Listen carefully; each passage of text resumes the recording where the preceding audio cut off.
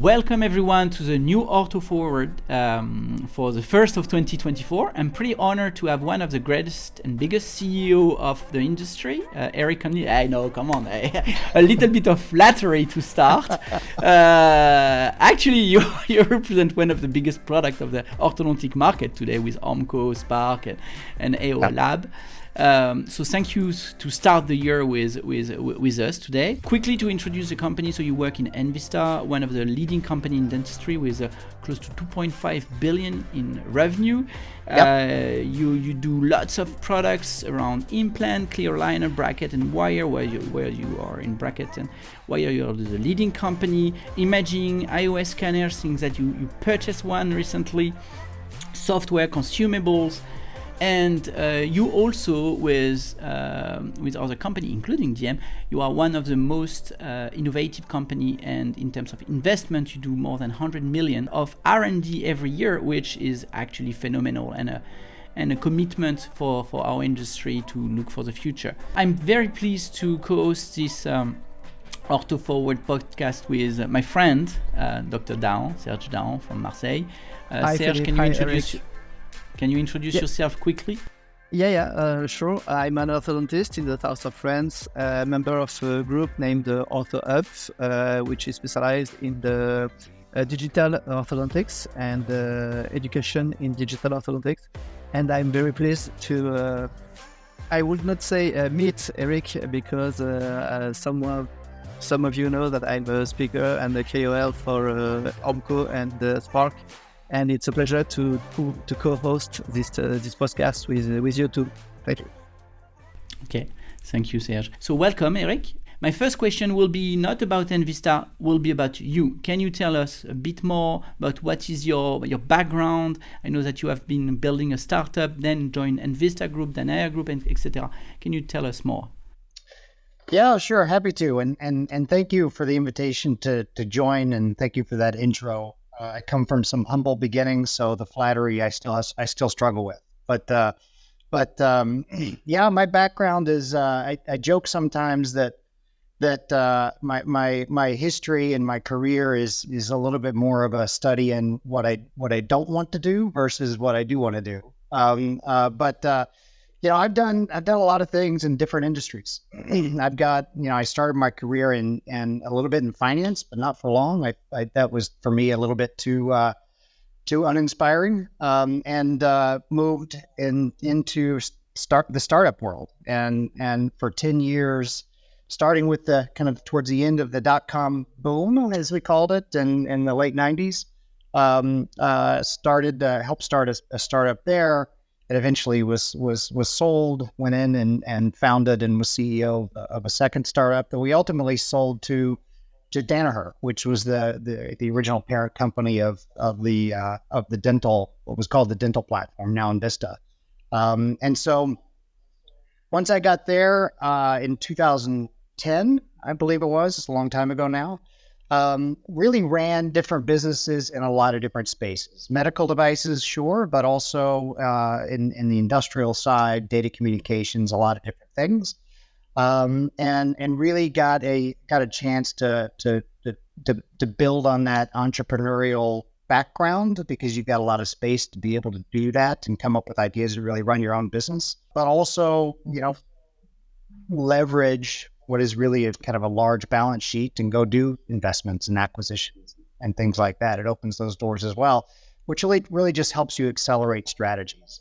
But I would say, and I know you feel the same way, Philippe, the thing I bring from my entrepreneurial, those startup days, is really an intense, like the closeness with customers. They really understand the customer, what their problems are, what their days are like. And you're there to solve problems, right? And that's how you build value. So that's something I still carry with me today, and will probably carry until the day I stop walking. Thank you, Eric, for your answer. The field of orthodontics is rapidly evolving. It's a fact, and you're part of it. We are part of it. And can you explain how a big company like Envista actually foster innovation within the teams and within the industry? It's a great question, because a lot of larger companies struggle with that, as you know, because the culture inside of a large company, especially a public company like ours, is exactly the opposite of what you need in a startup. And so we've had some great successes, and Spark is one example of that, where 5 years ago Spark was barely a business, just a product. And so I think the key for us is a couple of things. One is, I think for any large business, and maybe someday I'll write a book about this, you've got to make sure that the processes and the rules around a startup environment and entrepreneurial focus are just different. It's not that they're not there; they're just different. So you allow risk taking, you allow teams to move very quickly, and big companies can do that. They just have to adjust. And so we've done that inside of Envista where we need it. And so Spark is a great example of that. Like I said, I think that's sort of step one, is just enabling risk-taking, enabling the ability to move quickly and rapid decision-making.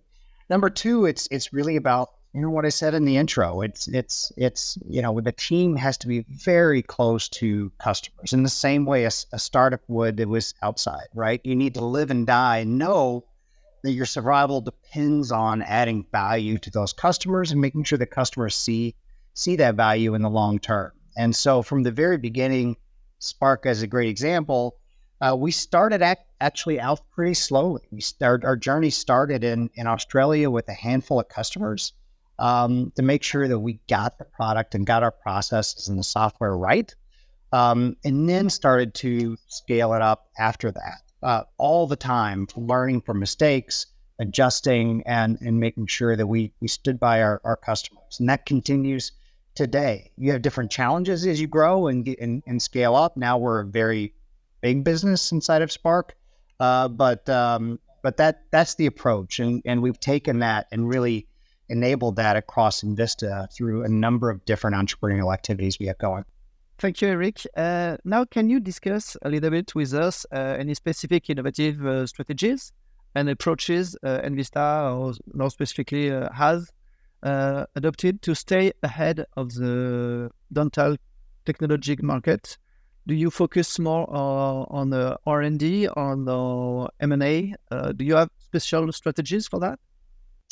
That we actually take a pretty broad portfolio approach, and we use different types of tools or approaches. We're a business that really values and wants to go and do our own innovation. We call that organic growth innovation, where we've got very robust product teams, innovation R&D teams that are really doing some of the things I'm talking about. They're understanding our customer workflows very deeply, and then making improvements there. Some of which are big leaps forward in technology, some of which are more incremental and help in smaller ways. But all of those are important. But we also make investments broadly. So we, as you mentioned before, we've acquired some businesses. We make investments in businesses that we think are interesting or we want to partner with potentially in the future. And we're also very open to partnerships. And we like to work with other companies. We've done some work with you all to help our combined customers have a much easier way of doing their treatments for their patients. And so we're open to all of those different things, which I think makes us, maybe a little bit unique. I don't know, but it's a way for us to be entrepreneurial, but at the same time use the scale of Envista to go and really try to move this industry forward. Okay, thank you, Eric, for your answer. I would like to focus just a second on Spark, because I have a feeling, like an entrepreneur, I've always seen Envista as this huge ship and Spark into it like a startup initially. Yeah. And how true this vision is today? I think it's still very true. I mean, Spark has grown quite a bit. And now we believe we're the number 2 aligner player in the world in size. And so, but we still try to keep that entrepreneurial spirit. And the thing we always hold on to is that closest to the customers, right? Is really our North Star is always to to continue to understand the new challenges customers are facing, what changes are happening in the marketplace for them, and then how can we adapt faster than anybody else to go and solve those problems for us.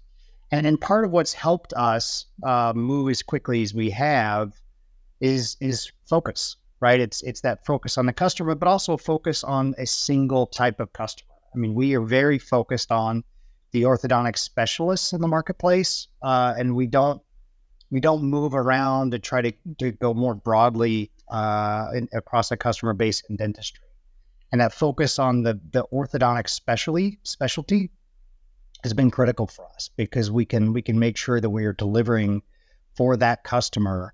And for us, that's our legacy in Ormco is the specialty for a long, long time. Ormco's been around for over 60 years.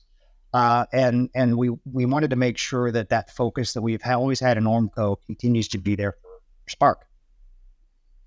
And I remember, because you were not at Ormco initially. I'm speaking you, Eric. You really ran Spark, and then now you run Ormco too.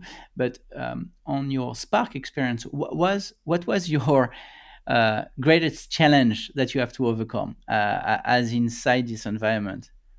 Yeah, I mean, on Spark, we had some things that I would say were a little bit easier for us, and some things that may be more difficult. I think if I start with some of the things that may be a little bit easier for us than certainly for you when you've started up your businesses, and for me historically when I've started up businesses that were independent, is we had Envista to help fund the growth of the business initially. You could be incubated inside of Envista, and Envista effectively was a full-time funder, financier of the company. So that made things a little bit easier in the beginning. I think for us, the thing that has been the biggest challenge, it's not so much a challenge about being inside of a large company, because we've figured out great ways to move quickly and stay focused. Challenge for us has always been, how do you manage such rapid growth? When I started 3.5 years ago and came in, there was already much more demand for Spark than we had the capability to serve. So we had to find ways to, without disappointing customers who wanted to join, to go a little bit slow, like pace the business. And although over the past 3.5 years, we've invested probably close to $400 million into Spark, that pace continues to be very rapid. And it's a lot of what we do is try to stay great in terms of what we do for customers, and keep the promise of what Spark, what we know is a great product and what we know we can deliver, make sure that stays as the priority. But it's always just the pace of growth, right? Which is the biggest challenge, in making sure we're taking great care of our employees. And come on, it's a good challenge. Right. I have the same problem. Challenge. I have to say, I have the same problem within DM, pace of growth, and to maintain quality despite the growth. But it's still a great challenge. And saying to your investor, "I'm sorry, it's hard to grow so fast." It's still a better speech than, "Oh, I'm sorry, guys, I cannot grow. The market is hard." Blah blah blah. So it's still a great challenge. Yeah. Yeah, I think it's important that it's like the orthodontic field in our offices. It's a management of a workflow. It's a management of mass people wanting to use your product. And knowing that now, 3.5 years later, do you think you would have done some things differently today, or do you think you will do some things differently now that you did in the past? I think so. So some of the things that we're focused on more so in 2024 is at this point, although we still continue to add a lot of new customers to the platform, our focus really is shifting a bit, and I would say balancing more than shifting, towards making sure that our existing customer base, and we have over 7,000 orthodontists globally using Spark today, that customer base is well taken care of. Meaning, the design process, the sort of how customers work with the website and interact with us on a day-to-day basis, that is first class across the board. And we're not perfect there right now. We're not exactly where we want to be. And I would view that as sort of when you asked about mistakes, Serge, kind of what I wouldn't call it mistakes, but certainly something that we need to get better at. And so this year we've got a big focus on making sure that customer experience for existing customers is great. We're very good at bringing on new customers and really carrying them, in a very careful way and in a very, very good way into the platform. But we've got to do a better job, I think, going forward of taking great care of them once they're there. And I think this is also in terms of to keep doctors using a product. It's to understand how workflow for them are important and how integrated workflow are important. Can you tell us more about how are you working in this multiple software workflow environment? It's a very difficult aspect of the orthodontic business today. What can you tell us about that? I think it's very difficult, but at the same time, I think it's so important, right? And so the way we think about that is in a few different ways. So first of all, we're a little bit unique in that we've got a broad orthodontic portfolio. We've got our bracket business, right, which has been around a long time, although we still continue to innovate pretty rapidly on that side of the business. And we've got Spark.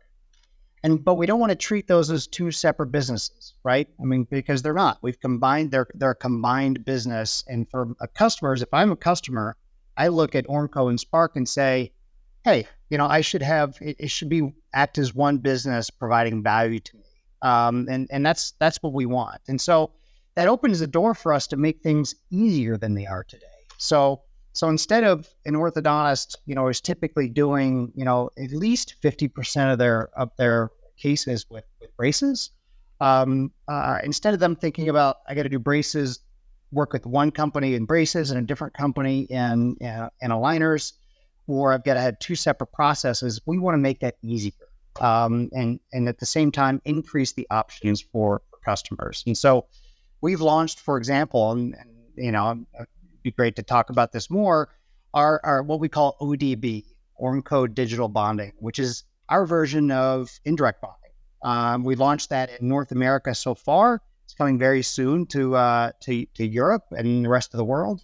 And that's on the Spark platform, right? So we make a single platform where you can have a digital approach, not just to aligners, but in the same platform also to setting up brackets, right?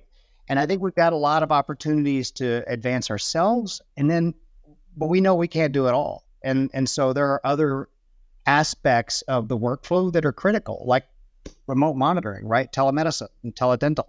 And we want to partner, right, with those applications. And the goal of that is to make a seamless sort of workflow and approach easy for our shared customers.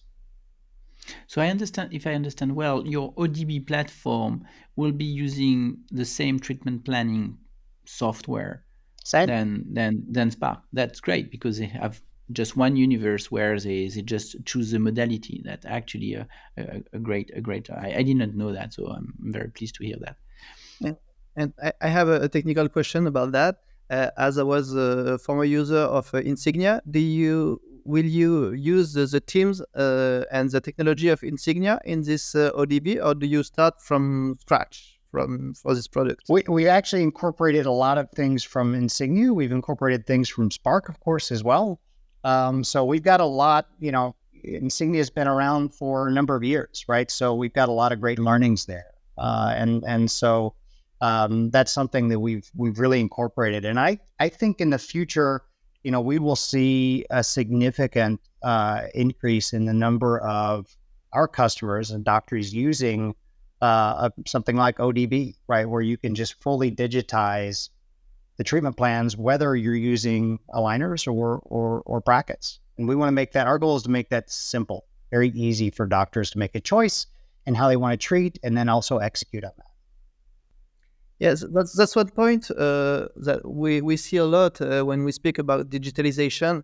That the hard work we put and the way to digitalize treatment plans for aligners, but not for brackets. And as I'm using digital bonding for few years now with Insignia, I was always surprised, and the work we provide for aligners, but not for braces. So I think it's very complementary to have both tools in a unique platform, and thank you for that. Absolutely.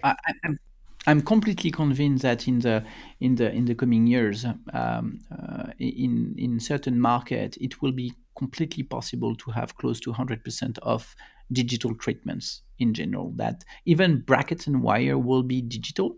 Will help on that. Smart STL and technology like that will help. Your ODB platform will help. So I believe that it should be the way we approach a patient on the bracket and wire. Why it would be different than aligners? In fact, it should be same process for every patient, same quality of predictability and so on, and so there is no reason that the world is not going in that direction. As I know, because I'm a part of it, Ormco is very invested in education and tends to innovate. And I think to better use your products, you have to better understand and to better know them. So what is your relationship with educational implementation and educational program in Ormco and Spark in general? That's a great question, Serge. And it's something that we see as critical in this industry. Any orthodontist gets, a great education, hopefully coming out. But then there's always, just like any profession, there's so much to learn once you become a professional, right? And you're actually treating patients, and that learning journey never ends, and it should never end. And we want to be a big part of that, and we think it's absolutely critical. And we actually see a little bit of an opportunity in focusing on clinical education is something that we can play a big part in. And we don't do that on our own. We've got certainly some resources and speakers on staff, but most of what we do is in partnership with the broader orthodontic community, right? We want to make sure that we're bringing some of the best orthodontists to the table on a global basis to go and share their experience, and we encourage them to share, with their relation to Ormco and Spark, the good and the bad. We want them to be independent, but at the same time, our goal is to really help move that understanding, move that knowledge forward. It helps patients, it helps our customers broadly, and it helps us at the end of the day, because we can learn from that as well and improve our products. And when you've got a strong relationship with the broader community on clinical education, and you're learning in that way, it also circles back to, this discussion around innovation, because we can use that to learn what can we do better, right? To push the envelope, to make things easier for orthodontists, working with some of the best in the world. And I will complement that by the fact that what I see more and more, and what is critical to be successful as a company, is also the education you bring to your teams. Yeah. And this is a question that might be helping me, and I will. If you give me tips, please do it. We are investing a lot in terms of teams education courses, orthodontic courses to our engineer rep and etc. What do you do to your teams to make them relevant when they speak to the industry, to make them relevant when they speak to a doctor, and we don't want to look stupid as professionals? What do you do? Yeah, I mean, we share some of those challenges, Philippe, for sure. For us, we do a couple of things. One is we make sure that there are certain roles that do have that clinical expertise, right? So we've got for our size and business, a pretty large set of clinical experts that are customer facing, right? So a customer, if they've got a question on a protocol or an approach to a treatment plan, or they just want to learn more about the technical clinical aspects of Spark or the Damon system, for example, there are people who are available that they can call on, and they spend time with customers to have that deep understanding. We have people who focus on digital aspects of a practice. So how can you implement those digital elements inside the workflow of your practice? But there are still, the people in the sales team who need to have a certain base level of education across in our case, a pretty wide set of products. And so we do spend some time when we onboard and then with continuing education internally to make sure the sales teams understand some of the basic language in the industry and how orthodontists can communicate efficiently and how they can sort of be ultimately a consultant for those customers. We want our reps, for example, to walk into a practice and not go and push and sell product. What we want them to do is share some of the things that they've learned from us or maybe the broader orthodontic community to help make that practice better. So they can see it and they can bring ideas. And those ideas could be things related to the product, or they could be, how do we increase, what are some things you can do to maybe increase patient flow, right? Marketing. And we want them to be the consultants, because if they're adding value to those practices, then they're going to be invited in, which only helps us at the end. Of course, I completely agree on that, and we are more and more speaking about consultative sales and education to our rep to make sure that they really understand the practice to be able to help the practice to grow. As I told you, and as you know, we are an AI company, so I needed to speak about AI a little bit. Otherwise, I will not be Philip. Look, everybody is seeing that AI is the future in many fields, okay, right, including dental. First, what is your perception about artificial intelligence? Where do you feel Spark, Ormco, and Vista in general will be positioned, well or not well positioned around AI? And comment the progress that have been happened recently about artificial intelligence in general. Sure. Yeah. Well, I mean, first of all, I think it's just a matter of time where AI will be a normalized part of the technology in any practice, whether it's orthodontics or dentistry in general.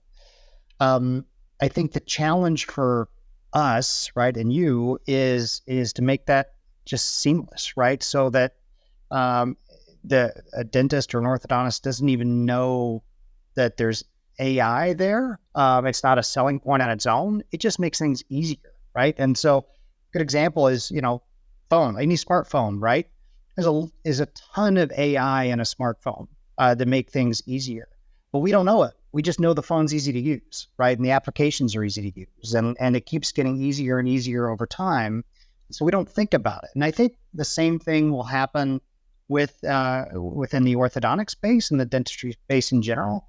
Is we need to think about how do we build applications that leverage AI that makes their lives easier, right? And I know some customers are afraid of it, thinking, well, it's just going to be there to replace me. It's not true, right? I mean, it's really there as an assistive technology, is the way I like to call AI, more than artificial intelligence, right? And so when you think about it that way, and how do you use it to make applications easier, we're going to make rapid progress as we think about just what we've always done and what technologies can we bring to solve problems. Now, at the Envista level, there's actually a lot of things it may surprise some people. There's a lot of things we're doing and have done. And I would argue that even though we don't talk about it, we're one of the leading players in the dental space using AI in our technologies, whether it's orthodontics and using AI as part of treatment planning and make all of that better, whether it's implantology or imaging, software in general. We can bring all these modalities together and just make the overall workflow so much easier for our customers. And there's a lot of stuff on a day-to-day basis customers just don't want to do or don't want to think about, and they're repetitive tasks. They could be a number of things. We can help by using that assistive technology, AI, to make that easier. eliminate repetitive tasks, right? That nobody wants to think about.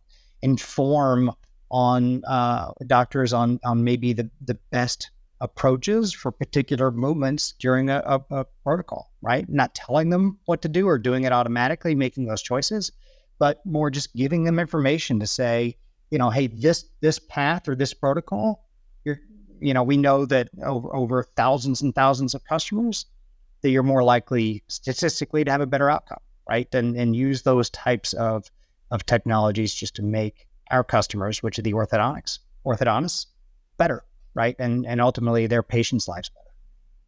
I really agree on the fact that, and it's even a question that we have internally about the fact we are an AI company, but in fact, we don't really care about artificial intelligence as a tool. What we care, it's the value that we provide to our customers. Right. This systematic approach and the core value of monitoring a patient. And it's true that I believe AI is becoming a commodity, and that's good. That's good, and it's what you do with it which will last and make successful company. And I'm pleased to hear that Envista is investing into AI and going in the same direction.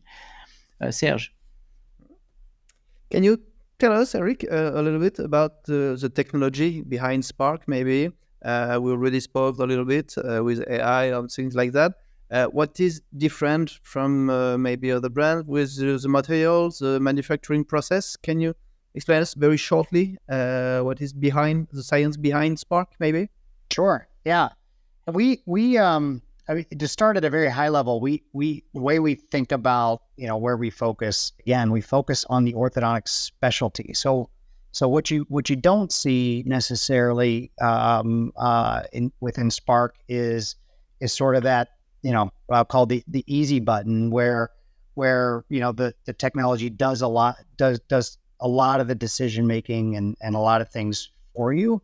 What we want to do is make the workflow easy, but maintain all of the flexibility that an orthodontist wants, right? So each patient is different, and the great thing about the orthodontic specialty is they can see each patient as a unique set of problems to go solve, right? Those malocclusions are unique to everybody, and so while there's still patterns, right, and types of malocclusions and things like that, each patient can be different. And what we want to do is maintain a lot of flexibility in the platform. So we don't restrict in the platform when we build new technologies and new things. We want it to be additive, create more options, and not take away options, which we could do, and it would help make things less expensive for us when we manufacture. But that's important for us in our value proposition to maintain all that flexibility out there. And so we try to make sure that when we build our manufacturing capabilities and we work on software, we maximize the options and flexibility that an orthodontist can use to go and make the best choices for each individual patient. Makes it hard on us a little bit, but I think it's an important differentiator, and it's important for the industry. And really important for the orthodontic profession, right? Because you want to be able to use your knowledge, right? And use your skill sets to the maximum for each individual patient. So get back to your question a little bit more around some of the things that we're doing in our manufacturing sites. And when we think about our own internal software and systems, we do focus on building in a lot of automation, but maximizing that flexibility, which is it's a harder problem to go solve. But what we want to do is make sure that customer experience is great. So you can make whatever choices you want. We will manufacture it and still do it very quickly at a high level of quality. And the automation is about speed and quality, right? More than anything else. And so that's important to us. And when we think about the plastic and the software itself, we want to make sure that those choices are there. We have a unified platform across the digital space, right? So we bring in our ODB solution, the digitized bracket solution, into Spark, make that simple. And those are the things that are critical for us. And you see that in different ways, right? You see that on the plastic, on the aligners themselves. A lot of the really interesting features, integrated hooks and other things that give a lot of flexibility in how the aligners can be used. We also have multiple materials, right, that can be used inside of a single treatment plan. And so we want to just add more flexibility, add more options rather than take things away going forward.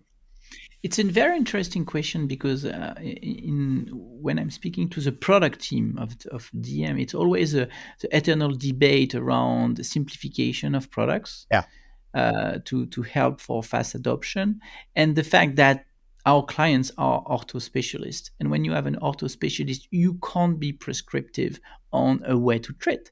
So it's always this fine balance between giving more option, making your product slightly more complex and more options, and the fact that if you take out options, it's limiting their ability to treat the way they want. So I think it's a very Right. and maybe offsite I will discuss more with you about what has been your strategy in the past. That I'm always trying to learn. Just a question, because I'm thinking that we are taking so much of your time, Eric, and thank you. The future of orthodontics, if you can tell me, how do you see orthodontics in the next 5 years? What would be how will look like Spark or Omco or globally your personal life within orthodontics in the next 5 years? How do you see that? I think it's going to continue to be a great space for the long term. I know there's some concern out there around GPs moving in more into the orthodontic space, and is that getting easier for them to go do? The way I look at it is the need for orthodontics is massively underserved, and so there are hundreds and hundreds of millions of people who not only need orthodontic treatment but also can afford it all over the world. Right. And we're only starting globally a little over 20 million patients a year. And so it's a really underserved market. So as customers learn more about orthodontics and the value of orthodontics, and there's accessibility there, that overall pie is just going to grow for everybody. And so we see it as our jobs to just make sure that there are easy options, great options to treat those patients, no matter where an orthodontist and their patient is in the world. I think one of the things that is maybe an important change that we're going to see in markets, and we already see it happening now, is a tighter connection between the value of orthodontics and oral health in general, and how does that impact the overall health of the human body, right? I mean, the way so many patients think about this, the way systems are set up with insurance in different countries, they're just totally separate things. It's almost as if a human's mouth is not part of the body, right? It's treated totally separately.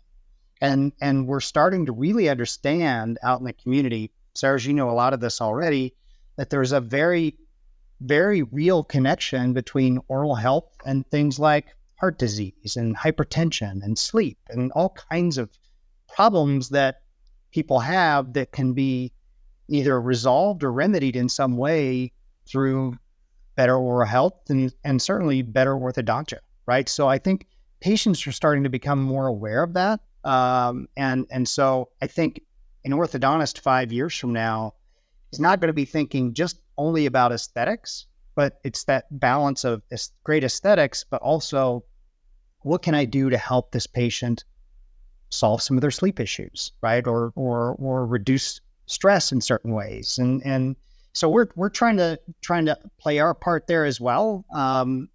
We for example have done a partnership with a company called Vivos in the US. They only focus on sleep appliances.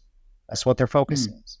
And we don't say that Spark or any of our products are a sleep appliance, because it's not the way we think about them. But we know that certain companies and doctors can really help not just the aesthetics of a patient, but also know that they can use orthodontic appliances aligners, brackets, whatever it is, to help solve some of those issues. I think that's going to be a big change and an important change for the community.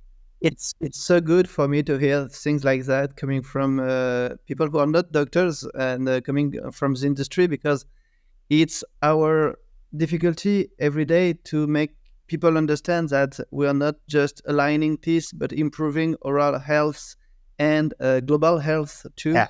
And very inspiring, and it's so good to hear that from you, and to consider that it's a field of evolution in the industry for the next few years, and thank you for that. But I already knew that Ormco I've been a partner in global health in 60 years, but it's important to understand that it will continue improving the health of the patients, and not only the technical part for the doctors. So thank you for that, Eric. Thank you. Absolutely. What I would comment is what I see in what you're saying is your view is that the role of an orthodontist will expand to today is doing some functional treatment around occlusion and aesthetic treatment around alignment, but he will more and more, as a standard of care, also care about airways, about sleep apnea, and so on. And you believe that the scope of an orthodontist will extend, and so the patient flow and patient pool of orthodontist specialists, which will need to have the skill set to manage all these type of diagnostic and data, will grow. So I think it's a bright future for Ormco, for Spark, for us. Eric, thank you so much for your time today. It's really an honor, and always like to meet in different meetings. And I will see you soon for in France, I hope. Come to visit us. Serge, thank you for co-hosting this podcast. Thank you, Philippe. Thank you, Eric, for your time. Thank you very much. Thank you both. Yeah, this has been a lot of fun. See you guys.